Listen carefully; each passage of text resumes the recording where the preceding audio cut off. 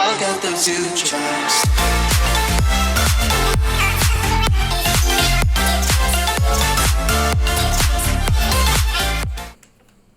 Hi guys, what's going on? Stu here, back with another How to Play Critical Ops video, and today we're going to be talking about, well, all the other settings.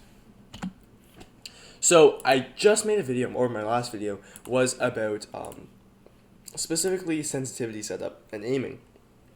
So I won't be covering that in this video. Also, this is more of a PC guide since I am on a PC, but, you know, that isn't really important here. Ugh, words. Anyway. So there's a bunch of settings, and these will reset every single time that the game updates, and I don't really have an explanation why, just, you know, it updates, everything resets, so you're going to have to constantly play around with this. So go through the settings, tell you what they're all about. There aren't really optimal settings to be on. It really just comes down to personal preference often, but for each category of settings, it's divided into 5, you'll notice that there are certain things you want to do. So to start off, we have gameplay, which is kind of our miscellaneous tab. Under gameplay, we have a couple of options. At the top, we see target frame rate. Now, you want this on unlimited FPS. You want the most FPS you can always get. There's really no reason to have anything less than the most FPS you can have, so don't do that. VSync is essentially, it syncs when the monitor refreshes to when it generates a new frame. So it looks really smooth, but there is a slight kind of delay, input lag. And because of this, a lot of people don't prefer this. If you don't need VSync, don't really use it. But if you're on, like, say, maybe 70 FPS, put VSync on and you'll find it smoother if you're okay with the input lag. Sensitivity and stuff I already explained. Aim acceleration is basically, as you aim, you speed up the longer and faster you move in one direction, right? So, that was like a full 360, what the hell? Okay, so basically, I would not recommend having it on, and the reason why is because it makes it inconsistent. You want your sensitivity and your gameplay to be as consistent as possible, and aim acceleration is an additional factor you don't want to have when playing. So to the rest of the settings, we've got invert y-axis, which is pretty basic. Pulling down goes up, going up goes down, etc. Auto-equip weapon on pickup, turn this off. Basically, when you pick up a weapon, it'll auto-switch to it. You can switch to it yourself. And if you have it on auto-equip, you might, lose out time. If you're on your pistol, you walk over an AK. The time it takes for you to draw the AK will get you killed, where using a pistol will kill your opponent, right? You see the reason why. You can always switch it yourself, and that's why. Crosshair, static. There's a lot of debate between static or dynamic. Static, I think, is better just because there's no dot on these crosshairs, so you know exactly where the center is.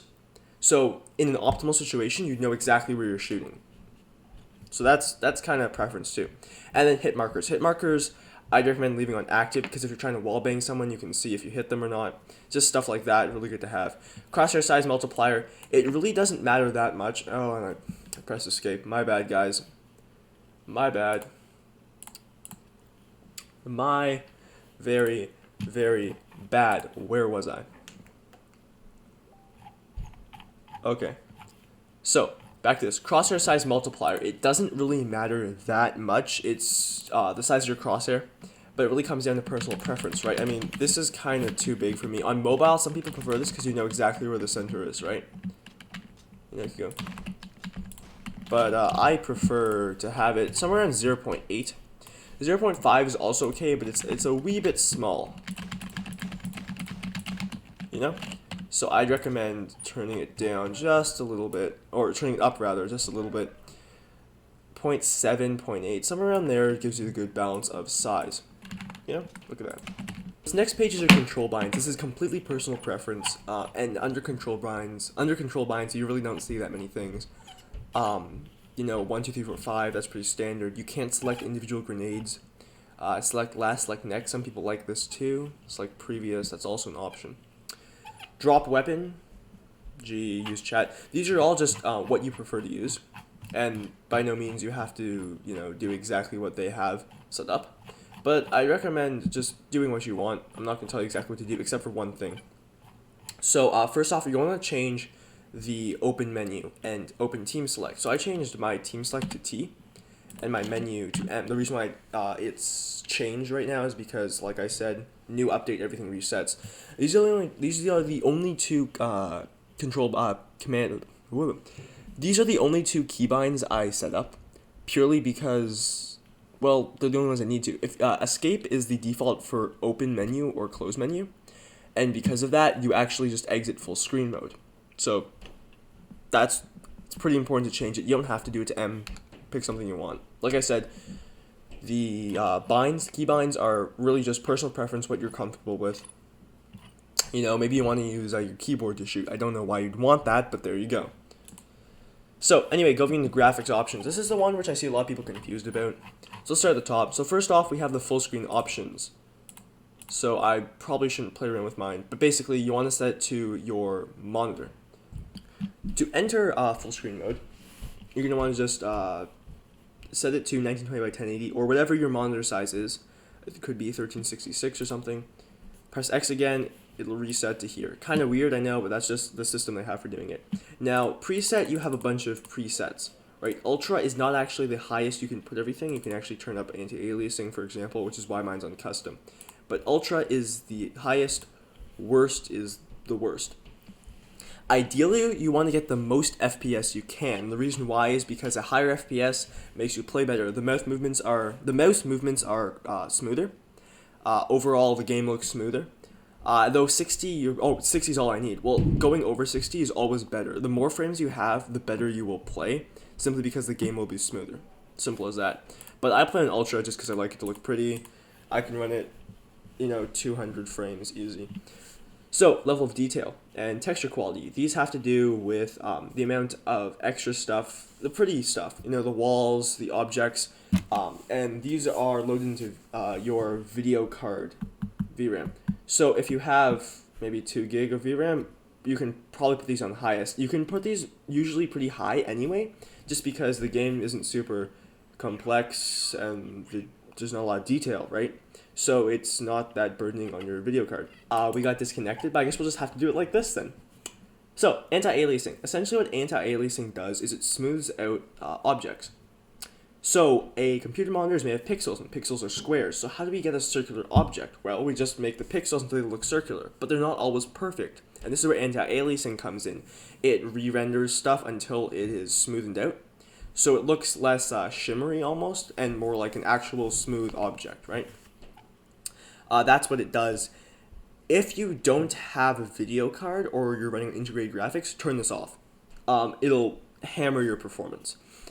For me, it doesn't really matter because I have a video card, so it can specifically do that, right? But if you don't have a video card, turn anti-aliasing right off. You'll see your frames shoot right up.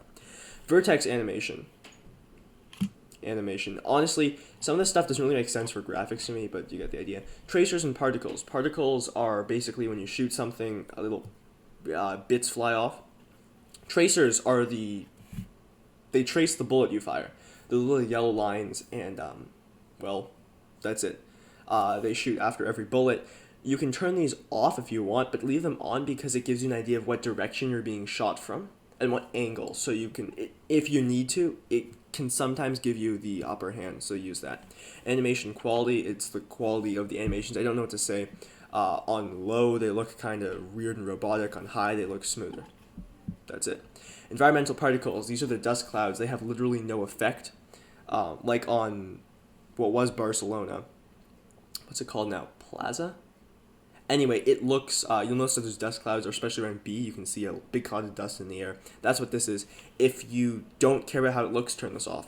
Reflections, reflections in water or other, mirrors and stuff. Turn this off if you don't really need it. I have everything on because I just can, because I like doing that, but it's up to you.